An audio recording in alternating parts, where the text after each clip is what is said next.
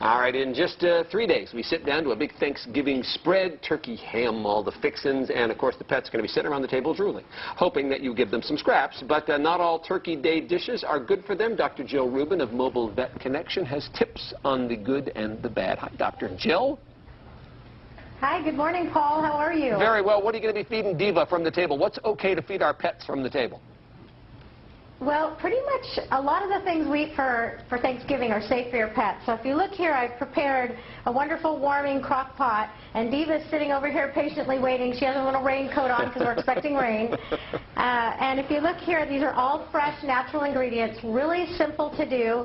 You just want to get a basic crock pot. These are some sliced turkey breasts. You can use those for your pet, and we just pop them right in the crock pot. And then you can add, look at cranberries, great for your pet, good for urinary health. And then all these other things, sweet potatoes. All the things that we eat for Thanksgiving you can share with your pet. Make sure to keep the butter off. Broccoli, of course, and then I actually add a few blueberries and green beans in. Blueberries are really great for liver health. And then squash, of course, you got your winter squashes. Like I said, everything. Look how fast this crock pot fills up. And then also some great herbs. There's some sage and thyme. You want to pop some of that in there. And then you just fill it with water. And you're going to cook it for about 6 to 8 hours. And this is the before, and this is the after. And watch Diva go. You can see there's everything's in here. It's all cooked.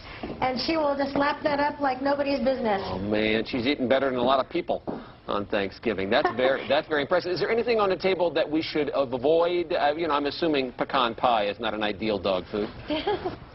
Right. You want to avoid the sugars, of course. Raisins can be toxic. Onions and garlic, you need to be very careful about that. Don't put any onions in your crock pot. They can cause some severe anemia problems and disorders.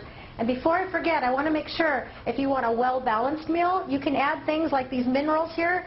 BioRx vitamins are great, or you can add these whole body supplements. Standard Process makes them, and these are actually called granular greens. So there's some great food additives now that you can add to your pet's food when you're cooking and preparing for it. Okay, and all this going to apply equally to kitty cats as well as doggies? I mean, can we be feeding our cats this stuff too?